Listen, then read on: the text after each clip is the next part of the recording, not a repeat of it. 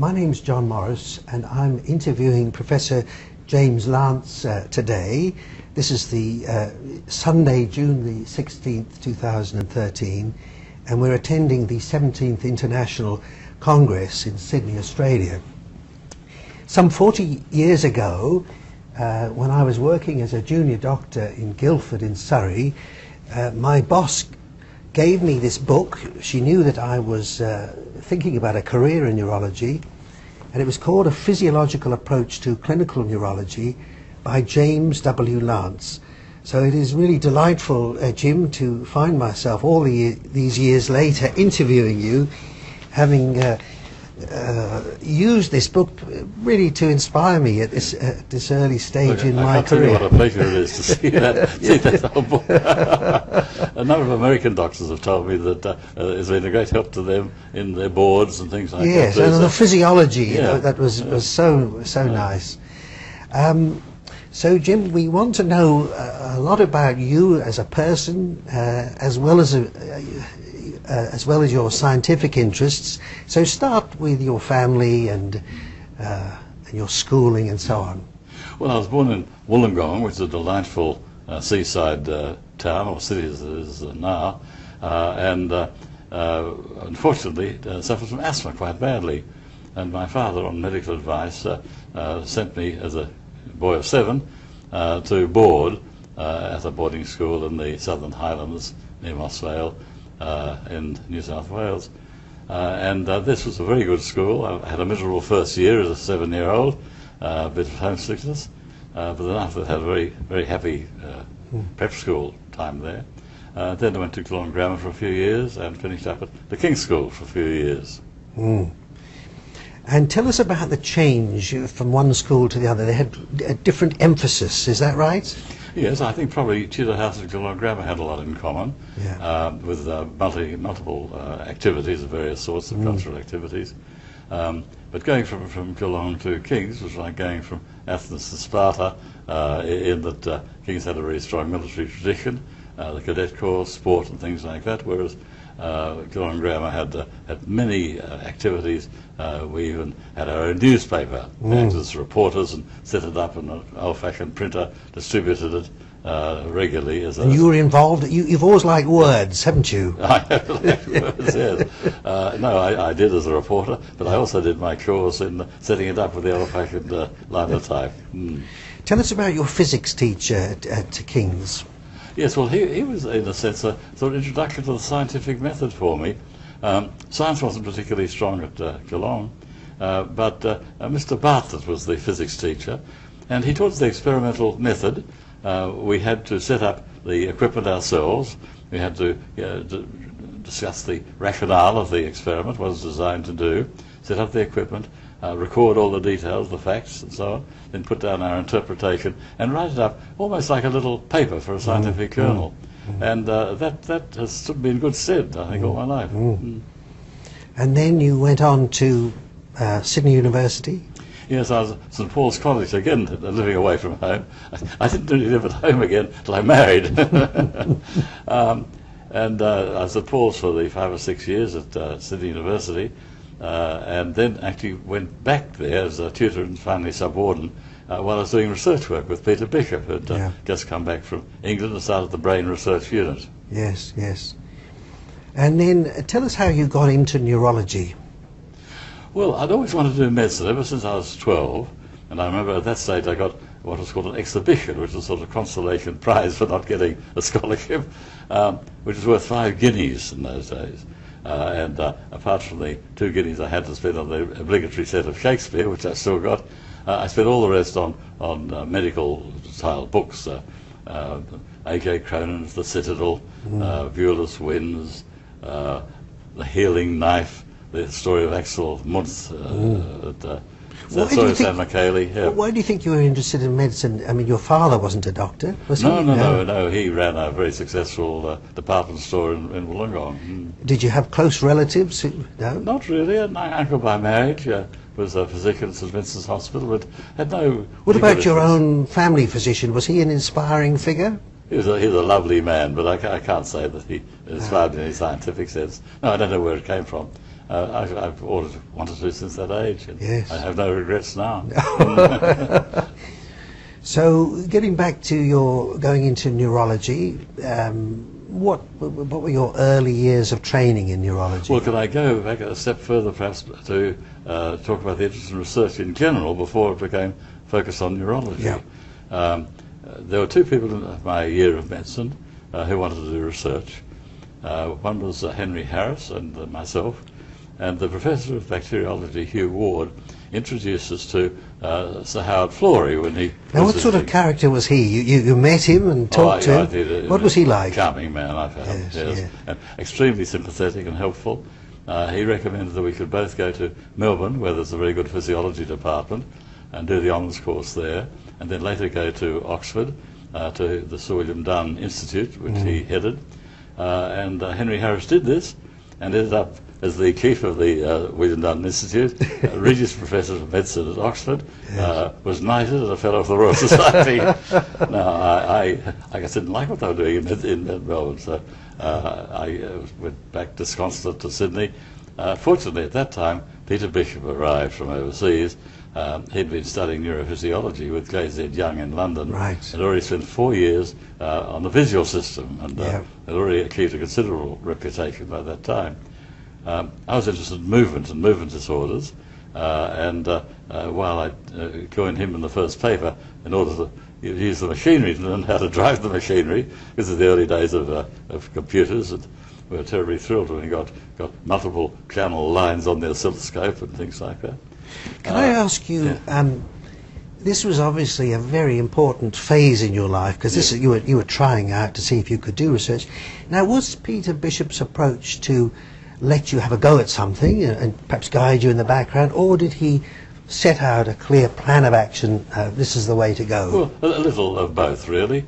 First of all, he taught us the experimental method. Yes. And the first paper I wrote on physiological lines was on the optic nerve, the properties of central tracts, which I did with Peter Bishop, of course, the senior author. Yes. And once I did that, I asked him could I concentrate on the pyramidal tract, because I was interested in movement and control of movement. Yes. And without hesitation he said, yes, certainly. Yes. You devise your own experiments and I'll help you set them up and things like that. Just on devising your own experiments, did you then immerse yourself in the literature, or were you coming into it with an idea already? Oh, that's an interesting question. No, I wasn't particularly au fait with the literature at that time. I was intrigued by the techniques used, that one could stimulate the cortex of the anaesthetised cat and record all the way down. There were two groups of pyramidal fibres. I wondered whether they could represent tonic and phasic mechanisms. Yeah. It was just generally intriguing. Yes. And I had a very interesting 2 years doing that, including trying to regenerate the pyramidal tract. Right. And of course they're still trying to regenerate the pyramidal tract now. What was your approach? Well, there was a pyrogenic agent that had been reported as inhibiting glial growth. Yes. And I thought if you could inhibit the glial growth, then the axons could go down Yes. through the scar tissue and regenerate the pyramidal tract. Yeah. But alas, that wasn't the case. There was a dieback to the last node of Ranvier, and the scar tissue got sealed up, and that was the end of the pyramidal tract. It was just scar tissue. Right. So now, tell us the next step in your training. Well, I did the conventional thing to go to England, to the National Hospital, Queen Square, which was the mecca and still is of neurology. Who were the great figures at that time? Well, I had the good luck to be seconded to Sir Francis Walsh, who, although he'd retired officially, was an emeritus consultant, and he had, I think, half a dozen beds. And apart from looking after the other ones that I had to, like MacDonald Critchley and so on, I had to look after his patients. And he may not have been quite as sharp as a neurologist then as he was before, but he had a wonderful flow of the English language, under control of the English language. I remember he picked up a patient with nicotine-stained fingers and said, he said, cremating yourself on the instalment plan. Another lady, every time he opened the mouth to say, her false teeth would go clunk down like this. And he said, gentlemen, the portcullis effect. Now, they use the word waspish to describe him. Would you think that was fair? Well, yes. He was like an old tiger, I guess, that's lost his teeth and he's starts attacking humans. No, but he did it with great zest and with impeccable English. I don't think anyone could really be offended. No, no. And who were the others there? Sir Carl Simons, I was there for his last round. Everyone reveres Simons as a clinician. Did you? Yeah, yes. I thought he was a bit cold as a personality. Was he? Certainly a superb clinician. But it didn't give the impression of empathy, whereas others like Meadows on the staff there had a wonderful rapport with them. Ellington, was there another one? Well, I didn't know him very well, but I had to call on his rooms on a very snowy day. In those days, to get a job at Queen Square, you had to go around and visit 12 different consultants in their rooms and get an individual interview from each one.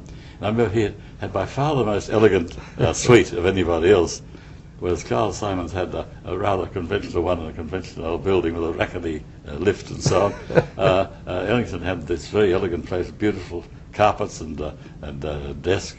This was behind Selfridge's, I think. Was that right? I can't remember exactly where it was. I think I seem to remember a sherry decanter on one corner of the desk, and everything was impeccable. The waiting room was a gorgeous library with beautiful books and so on. So, what happened after Queen Square? Well, I returned to Australia and tried to get an academic appointment. Peter Bishop said he'd be delighted to have me in his physiology department, but as a physiologist, not to do any clinical work at all. That wasn't acceptable to me. And I spoke to Professor Blackburn, who's a professor of medicine, and he said, well, there might be a job coming up in a year or so, and you could apply for a senior lectureship. In medicine, not neurology? Well, in those days we couldn't call ourselves neurologists at all. There were no neurologists. No. When I was later appointed to Sydney Hospital, I was an honorary assistant physician. Yes. And I was asked to lecture to nurses on hygiene. Yes. Whereas the lectures in neurology were given by the general physicians who were specialists in Macquarie Street, just a few doors down from Sydney Hospital, and treated Sydney Hospital as a sort of private fiefdom. So, were there any really specialist neurologists, even if they couldn't give themselves that name at that time? No, not until George Selby and Bill Burke arrived from training overseas. Yes. There was Sir Kenneth Node, a very good general physician, and Eric Schlussman, with an interest in neurology too, an eccentric, the pince-nez that he used to wear, and he'd lift up his eyebrows and the pince-nez would fall down, and I'd go to catch it like this, and it'd dangle backwards and forwards on a black ribbon. He was quite an eccentric. It was great fun to work with. So what happened to you? I got an honorary appointment at Sydney Hospital and wanted to start a neurology clinic, or join Bob Node's neurology clinic. And I was told I couldn't do so until I'd gone through all the other specialty clinics. So, a year in cardiology, or 3 months in cardiology, 3 months in chest, and 3 months in this and that. And so finally, after about 3 years, I'd get to join the neurology clinic. And I, with 6 other young people, all trained in various specialties, rebelled and conceded we could do our own clinic, provided we did a clinic in general medicine, and also taught the fourth-year students the rudiments of history taking and physical examination, which I must say I found a very pleasant task anyway. Yes.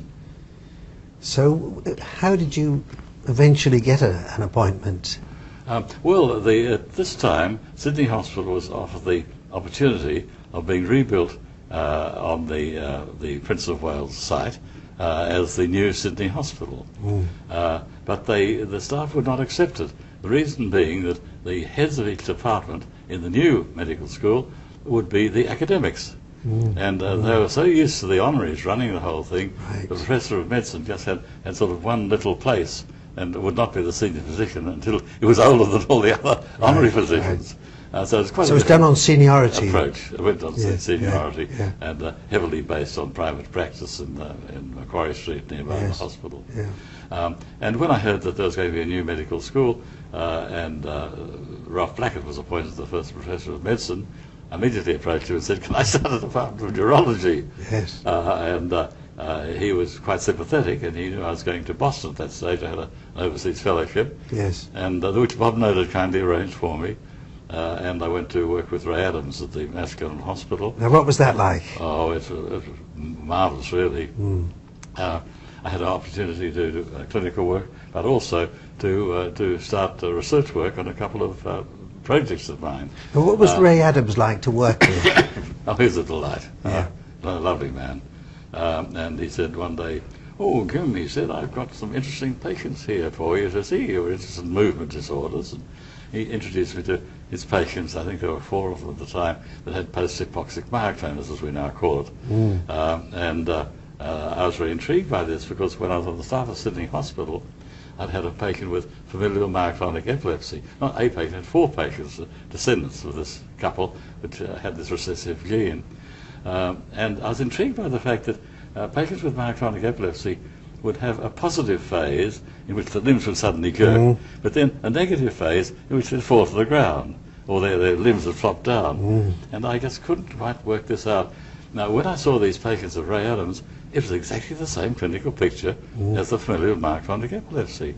And so by making recordings from old varus muscles and things like that, I found out that the falling attacks took place at a period of electrical silence. Yes. And that hadn't been really recognised before. No, it was thought perhaps the myoclonic jerk might throw the patients to the ground with the impact of it. Yes. But this showed quite clearly that we could record from the cortex a spike like this. The spike would travel down and measure the latency all the way down to the different muscles, and the spike would give rise to a jerk, and the slow wave that followed the spike would give rise to this inhibitory period when the patient would fall. Yes. So that was very interesting.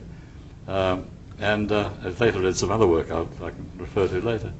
The other thing I was interested in, I've always been intrigued by the fact that in Parkinson's disease, that whereas a patient may have an obvious resting tremor like that, and the cogwheel rigidity would be at the frequency of the resting tremor, there were some patients that had no resting tremor at all, yet they still had cogwheel rigidity. Then I found out by careful examination that if they exerted force against an object, that they developed an effort tremor, like that, exertional tremor. And then the cogwheeling recorded was at the same frequency as this, which was faster. The resting tremor 4 or 5 cycles a second. This is about 8 cycles a second. 9. This was with Bob Schwab. Bob Schwab had an army of Parkinsonian patients. And we had other experimental things there too about trying to block gamma efferents to relieve the rigidity. And, so I did quite a lot of work on Parkinson's there too. So that was only a year, was it? You were. It's only a year. I would say. So that was a very fruitful year. Very productive year. Yes. So you came back to Sydney. Yes, and that was when I was looking for the academic appointment to set up a department, and I took the opportunity to set up the department. From Boston, I applied to the university to start neurology there, and I was appointed and arrived there and started more than 50 years ago now. Started the first academic department of neurology in Australia. Yes. There'd been very good neurology in Melbourne with people like Graham Robertson and John Game and so on, but no one had actually done it full-time academically to build up the research aspect of it. Why was that? I mean, Graham Robertson had done a lot of work on air encephalograms, and you'd think he would have set up a... Well, I would think that. He started with Denny Brown doing some very good work on bladder reflexes and things like that, and he had all the sort of background. So he'd been trained really in research methods, methodology with Denny Brown. He was an ideal position to have done that, but in those days things were a bit different.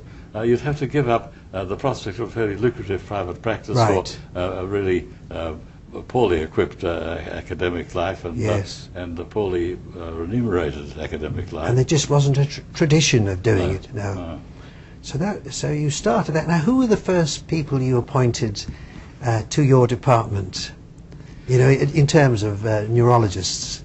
Who were the... Well, Michael Anthony, who joined me fairly soon afterwards, and we worked on headache in those days particularly, whereas I was doing work on the motor system even then, the spread of vibration reflexes and things like that. David Burke came over. He was still a student at that time, Sydney University. So he was still just a student when he joined you? He joined us as a student to do ward rounds because oh, I see, yes. we had 36 beds for medical neurology, which is unbelievable nowadays. Yes. And I could demonstrate there every sort of patient from aphasia at the top end to aphasia to move the big toe at the other end. Yes, yes. So I could conduct a very good teaching round. Yes. And a number of students came from Sydney University. David Gillies was another. Yes. And I was very impressed by David Burke and by David Gillies, both of whom subsequently joined my team. Yes. They had the bright, shiny eyes, of the I clinical investigator. want to ask you this. So how did you pick, because you've had a number of very successful people go through your department. Now, how did you spot them, that these were people who were going to make their mark? It's the sparkle in the eye. Right. Curiosity. And enthusiasm. Enthusiasm. And ideas and so on. They would question you, would they, on the ward round? Oh, yes, why is that happening? Exactly. Well, on the headache side, Peter Goseby, who's now probably one of the leading world authorities on headache and research in headache, as a student, would come up after every lecture I gave and say, "What's the evidence for that now?" And it really questioned me quite in detail. Yes. And he demanded that I could explain exactly who'd done this work and what the meaning of it was and so on. And they're the people that make changes. Tell us about your interest in the reflexes that you developed at that time. Well, I've always been intrigued by the fact that in patients with spasticity, if you tapped, for example, any bony prominence like that, you get a reflex not only in the muscle that could be theoretically stretched, but all over the body. Yes. Wartenberg had drawn attention to this, and he made a very humorous remark by many clinicians have achieved eponymous fame by naming some variation of reflexes produced by vibration spread. Right. And I had the privilege of giving the Wartenberg lecture at the Academy in 1980, and I'd followed this line of thought by putting little sensors for vibration in various parts of the body, and then when one tapped a particular bony prominence, measure the latency of the spread of the vibration wave with the EMG of the muscle contracting. And they get matched perfectly. It's quite clear that there was no direct lengthening involved, but simply that the bag endings in the muscle spindle. The spindle was responding to vibration. And it was extremely sensitive to vibration. As long as there was a taut tendon and the vibration spreads up to the muscle spindle, then you initiated the reflex. And then as a sequel of that, I discovered what's called the tonic vibration reflex. I first described it as vibration-induced tonic contraction, but Carl Hagbarth in Sweden, from Uppsala, at the same time as I discovered this, presented a paper in Stockholm and called it the tonic vibration reflex. And it was exactly the same phenomenon. We thought that by putting a vibrator on the limb, we might be able to induce a sudden knee jerk like that.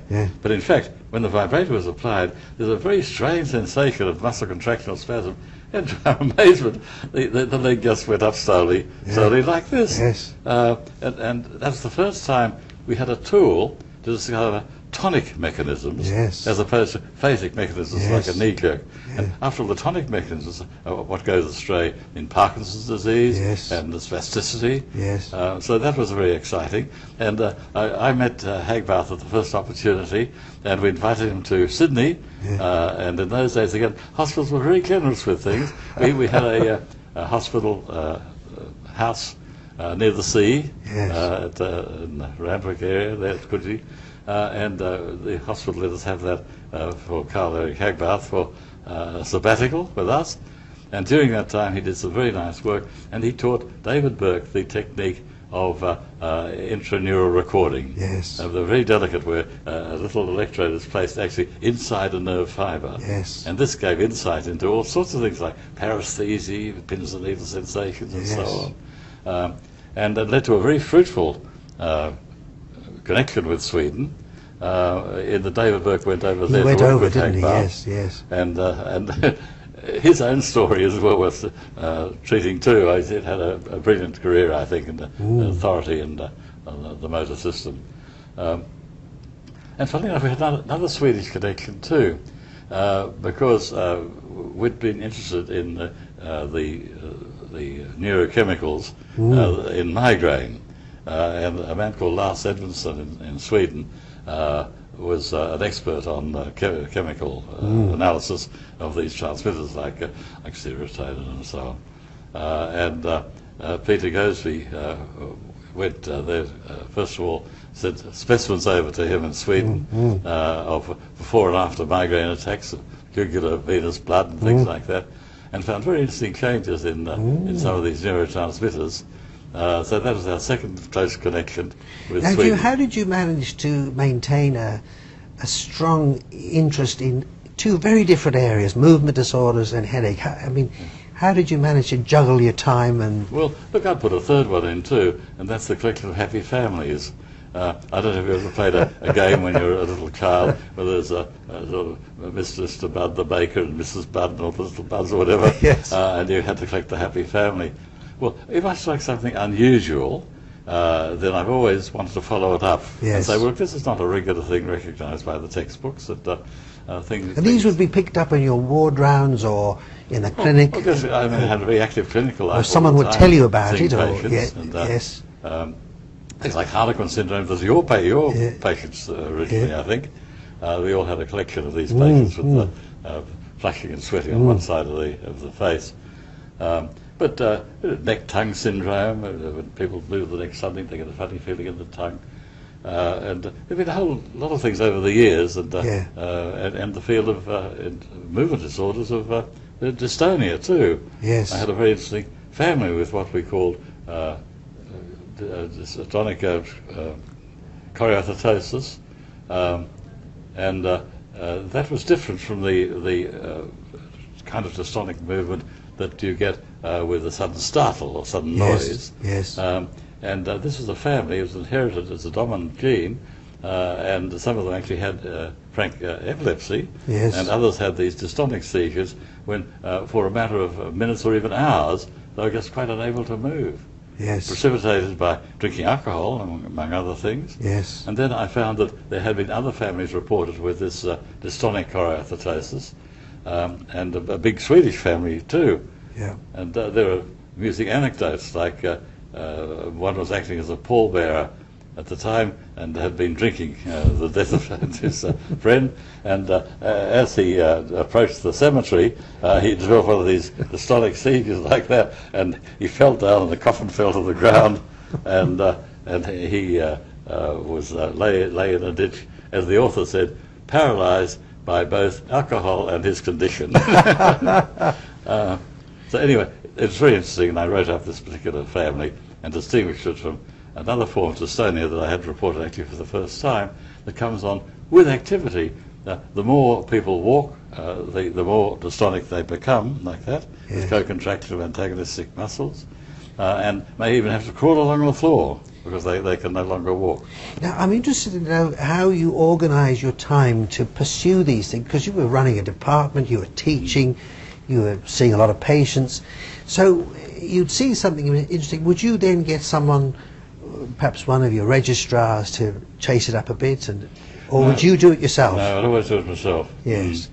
No, it's just I loved it. I mean, my profession has been my hobby, and I've really enjoyed every minute of it. So you'd read around it, and then perhaps you'd go to the literature, give a talk, and then people would refer you more cases for the same thing. Well, that's happened about a number of things. The red ear syndrome, the blip syndrome. The blip syndrome. I've had a number of patients with this, and I talked to our association of neurologists about it. And by the blip syndrome, I mean the feeling that people get something's happened. Yeah. There's something sort of turned over in their mind, or they think they're going to pass out, or just lasting a fraction of a second like that, like a blip on an oscilloscope. Yes. And I thought this was really interesting, and so I just wrote a little paper, I think for the Medical Journal of Australia, saying, has anybody encountered this? And I got a number of people writing in, and when I addressed the neurologists in a meeting in Perth, I think, I said, how many of you have notice this. And about half a dozen put up their hands. It was quite unrecorded in the literature. Yes, and it's not due to palpitations or extrasystoles and so on. It's not epileptic. Their EEGs are normal. Their brain scans are normal, and they grow out of it. Oh, I think it's something like deja vu, right. which is sort of it's epileptic, but it's a physiological epileptic sensation. Or night starts as patients go off to sleep, they wake up with a sudden feeling like an explosion in the head. What Pierce described, I think, as explosions in the head. That's right. Yeah. Let's move on now to some of the figures. Well, your mentors. Who are the people who helped you most in your? Well, I have to say Peter Bishop at the research side, George Selby on the medical side. Tell us a bit about George now. Well, George was on the staff of the Royal North Shore Hospital, and curiously, he was also director of the Neurological Institute and Northcott. There's a Northcott Institute, and I went across when I was doing my research. I used to go across to George and spend a day there doing clinical work. I didn't want to drop out of the clinical scene altogether and concentrate on cats. And he was the most meticulous clinician, and he taught me to take a very careful case history, do a very careful examination, and put it together. And in fact, we wrote a paper together analysing 500 cases of migraine, which is a key to sort of cult status, really, in that the Journal of Neurology, Neurosurgery and Psychiatry approached me quite recently. It's had more citations than others in the first, not more, but it's among the first 100 of citations from the journal in those years. And I wrote a little accompanying. And George was also interested in movement disorders as well as Parkinson's disease. Yes. He and the neurosurgeon John Grant. That's right. Had a wonderful record in doing doing thalamotomy, ventrolateral thalamotomy. That's right. Yeah. Before that, the globus pallidus had been the site of these interventions. In fact, I actually referred a patient with Parkinson's disease before the operation was being done here in Sydney to Leksell in Sweden. Oh yes. And he did a pallidotomy. Yes. Now this woman had to be assisted on the plane. I took a movie of her, and she could barely walk. Came back from Sweden, walking, swinging her arms. Wonderful. It looked like a miracle. Yes. And the operation has fallen out of favour now, of course, with deep brain stimulation and much more sophisticated ways of treating it. This is in pre-L-DOPA days. Now, who was the third mentor you mentioned? Oh, sorry.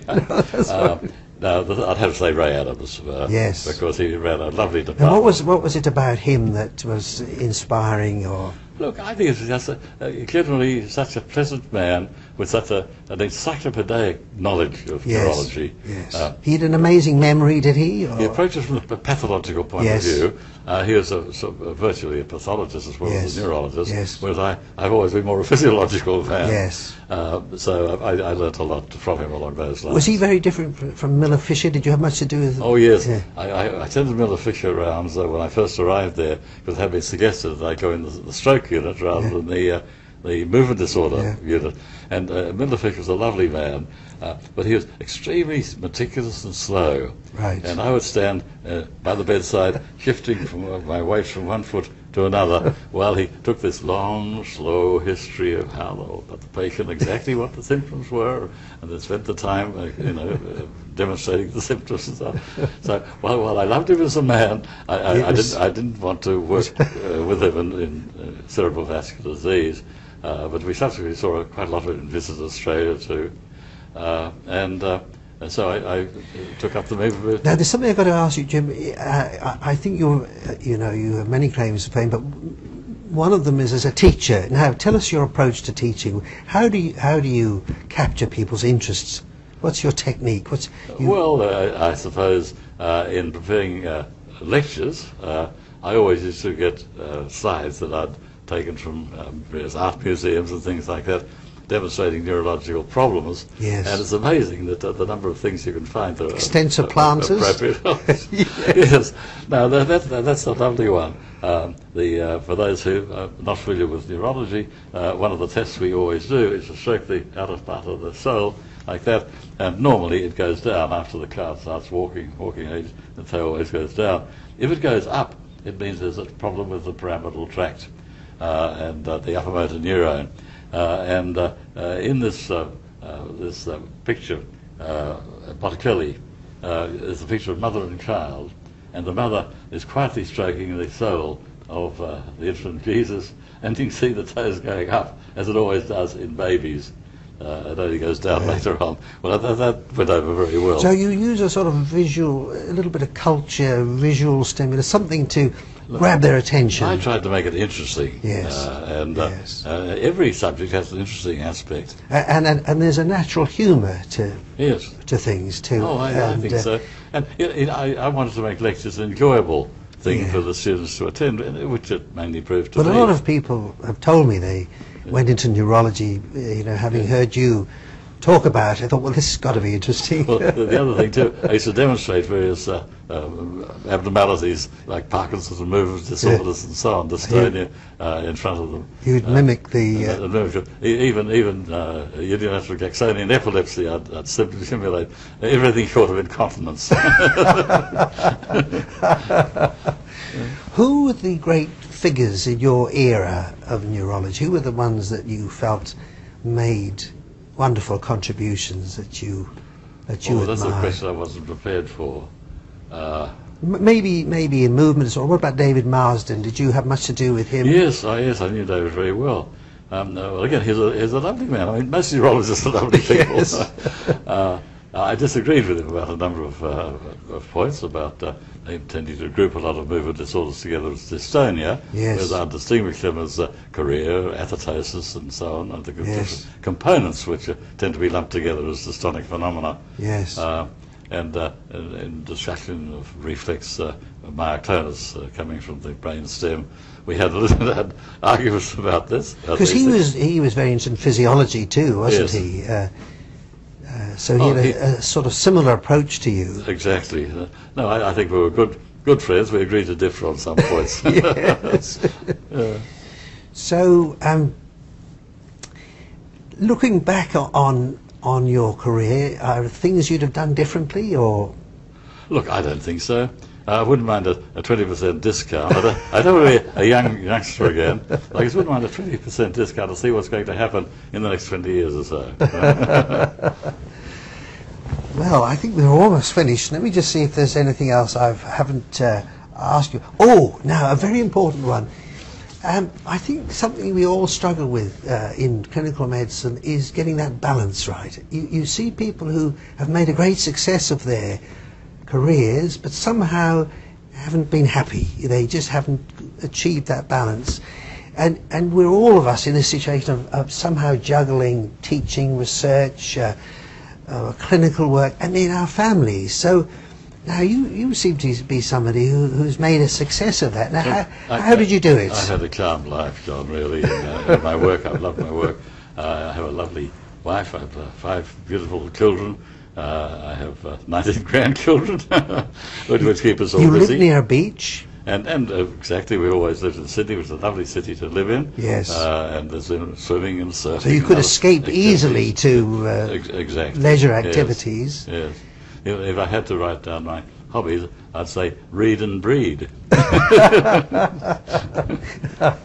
Anyway, I've had a very, very happy life. You were going to ask too, you mentioned to me, are there any sort of barriers that young people do? Yes. And what should young people look for in developing life as a clinical scientist? Yes. And I'd say that if they're looking to have a serious research life, they should look around and see who in the world is doing the best work in that particular line. Yes. And then see if they can possibly get a chance to work with him or her. Yes. Because that means they start their research at a much higher baseline than they would starting from the bottom. That's true. And the other thing you were going to ask me about too was what sort of barriers. Do you have any barriers? And so there are always going to be barriers and difficulty. And I remember we had one senior academic who, unlike McCorber, who in the Pickwick papers was always looking for something to turn up, this particular man was always looking for something to turn down. And you've got to battle the forces of darkness at times when you meet that. Administrators, is that, was he an administrator? Well, he was, but I've met so many lovely administrators and had so much good help from people who've been the chief executive officers of Prince Henry Hospital, like Jack Dickinson, Bill Lawrence, and so on. I've been very lucky. Much more help from administrators than adverse reactions. But when you do strike someone like that, you just have to handle it in the most tactful way you can. Well, you seem to have handled it very successfully, Jim. Well, I bypassed that particular one. Well, look, you've been an inspiration to so many of us, and I must say it's been a great pleasure talking to you about your career and your achievements. Thank you very much, Scott. I mean, the greatest help or greatest achievement I've had is looking around at the young people who've worked with me and the success they've made of their lives. Oh, yes. That's the measure, really. It's a great pleasure. Yes.